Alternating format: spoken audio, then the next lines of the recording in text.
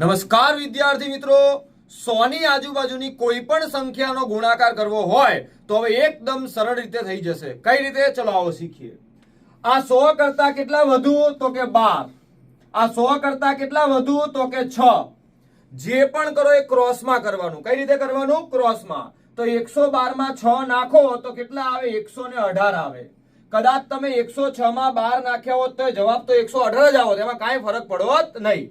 પહેલું સ્ટેપ, જે કરો એ ક્રોસમાં કરવાનું. 112 માં 6 નાખું તો 118, પછી આ બેનો ગુણાકાર કરી દેવાનો. તો 12 છંગ કેટલું થાય? 72. તો પાછળ 72 મૂકી દો. આ થઈ ગયું આપણો 112 ગુણ્યા 106. હજુ એક જોઈએ. 100 કરતા કેટલા ઓછા? સાહેબ 2 ઓછા. 100 કરતા કેટલા ઓછા? સાહેબ 7 ઓછા. જે કરો એ ક્રોસમાં કરવાનું. 98 માંથી 7 જાય તો 91. કોઈ કે ના સાહેબ મારે આમ કરવું છે, તો 93 માંથી 2 જાય તો આવશે તો 91 જ. તો પહેલું સ્ટેપ ખબર પડી.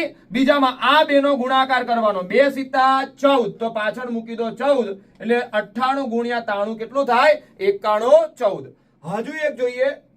104 ગુણ્યા 109. 100 કરતા કેટલા વધુ? 4. 100 કરતા કેટલા વધુ? 9. જે કરો એ ક્રોસમાં કરવાનું. 104 વત્તા 9 113 થાય. તમે આમ કરો 109 વત્તા 4 તોય 113 જ થાય. પછી આ બેનો ગુણાકાર કરી દેવાનો. 9 ચોક 36, પાછળ મૂકો 36. એટલે આ આપણો જવાબ થાય.